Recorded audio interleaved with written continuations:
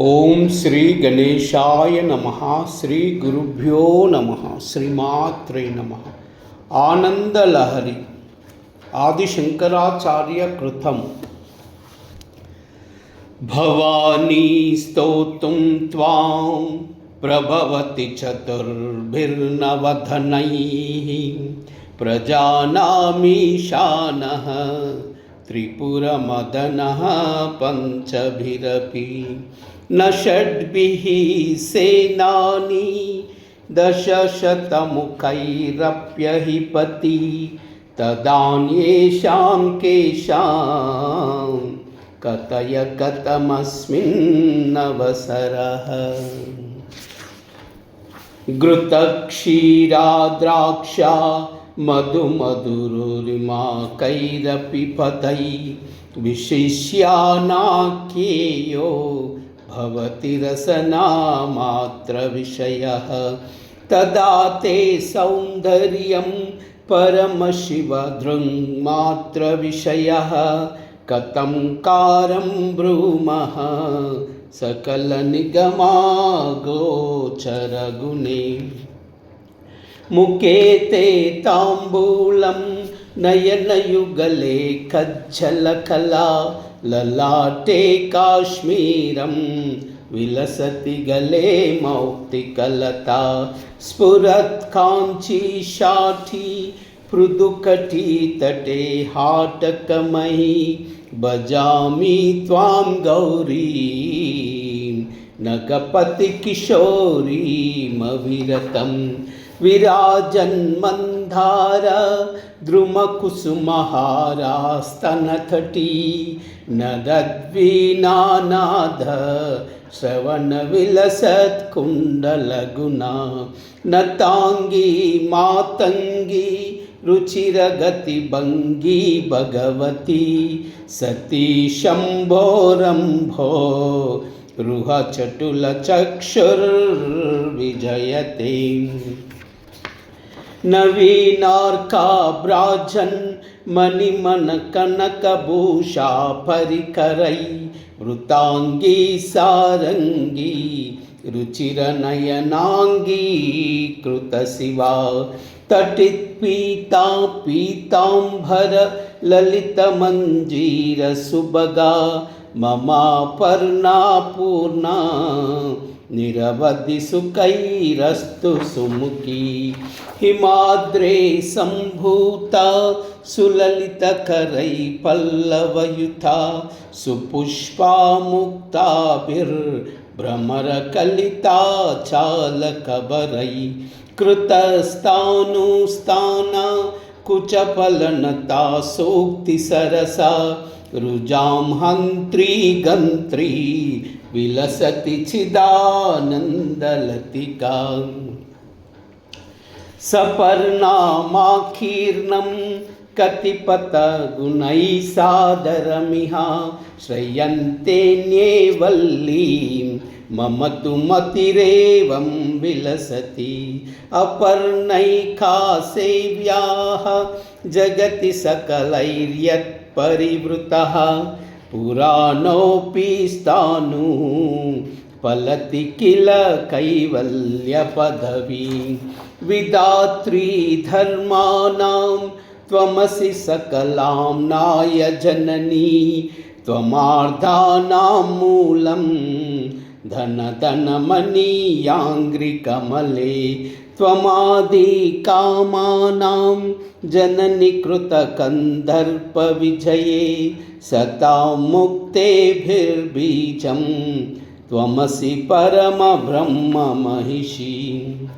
प्रभूता भक्तिस्ते यदपि न ममालोलमनसा त्वया तु श्रीमत्या सदयमवलोक्य मधुना पयोदः पानीयं दिशति मधुरं चातकमुखे भृशं शङ्के कैर्वा विधिभिरनुनीता मम मतिः। कृपापाङ्गालोकं वितरतरसा साधुचरिता न ते युक्तोपेक्षा मयि शरणदीक्षामुपगते न चेदिष्टं दद्यात् अनुपदमहो कल्पलतिका विशेषः सामान्यै कथमितरवल्ली परिकरै महन्तं विश्वासं तव चरणपङ्केरुहयुगे निदायान्यन्यै वाश्रितमिह मया दैवतमुमे तदापि तच्छेथो यदि मयि न जायेत सदयं निरालम्बोलम्बोदरजननि कं यामि शरणम् अयस्पर्शे लग्नं सपदि लभते हेमपदवी यदा रत्यापाथ शुचि भवति गङ्गौ गमिलितं तदा तत्तत्पापै अतिमलिनमन्तर्मम यदि त्वयि प्रेम्णासक्तं कथमिव न जायेत विमलम् त्वदन्यास्मादिच्छा विषयफललाभेन नियमः त्वमज्ञानामिच्छा अधिकमपि समर्दा वितरणे इति प्राहुप्राञ्चा कमलभवनादाय त्वयि मनः स्वदासक्तं नक्तं दिवमुचितमीशान कुरु तत् स्फुरन्नानारत्न स्फटिकमयभित्ति प्रतिफलः त्वदाकारं चञ्चत् शशिधरकलासौधशिखरं मुकुन्द ब्रह्मेन्द्र प्रभृतिपरिवारं विजयते तवागारं रम्यं त्रिभुवनमहाराजगृहिणी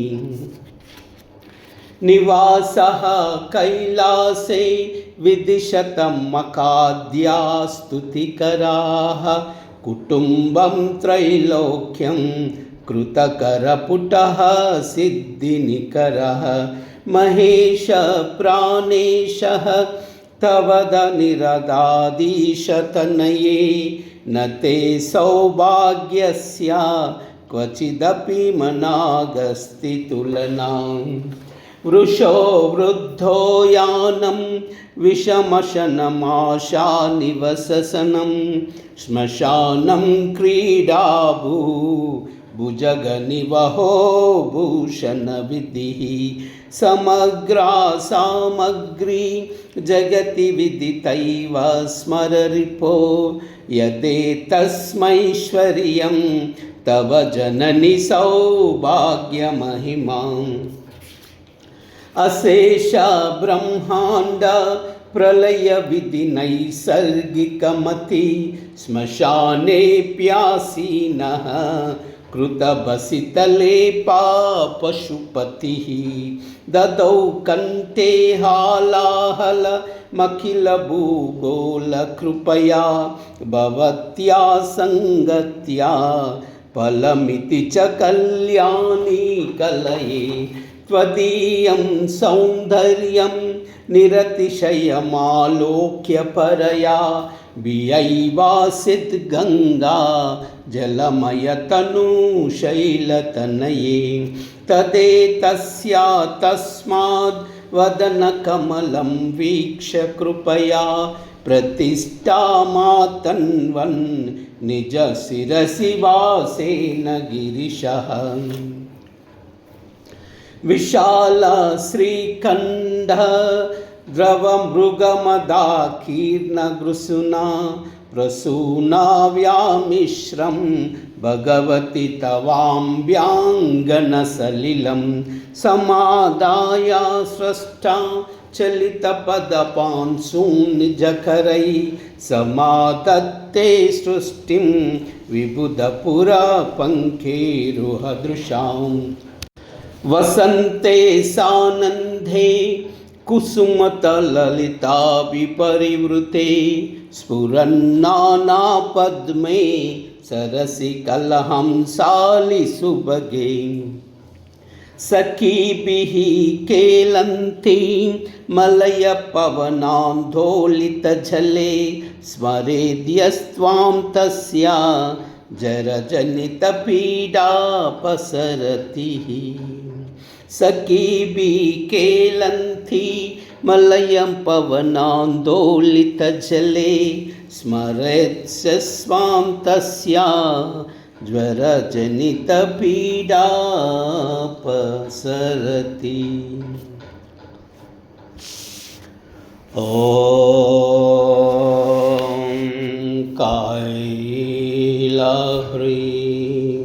असकालाह्रीं सकलाह्रीं कायलाह्रीं असकालाह्रीं सकलाह्रीं कायलाह्रीं असकालाह्रीं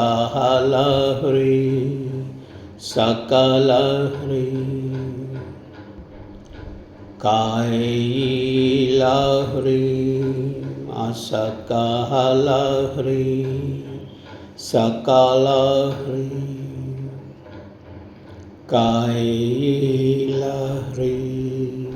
असकालाह्रीं सकलाह्रीं कायलाह्रीं असकालाह्रीं सकलाह्रीं कायलाह्रीं असकालाह्रीं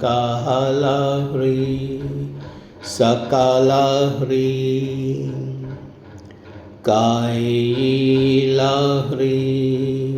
असकालाह्रीं सकलाह्रीं कायलाह्रीं असकालाह्रीं सकलाह्रीं।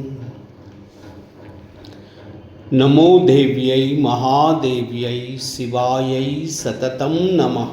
नमः प्रकृत्यै भद्रायै नियता प्रणता स्मृता सर्वमंगल एतत् सर्वं श्रीमाता चरणार्पणमस्तु। लोकाः समस्ताः सुखिनो भवन्तु, सर्वे जनाः सुखिनो भवन्तु। सर्वमंगल।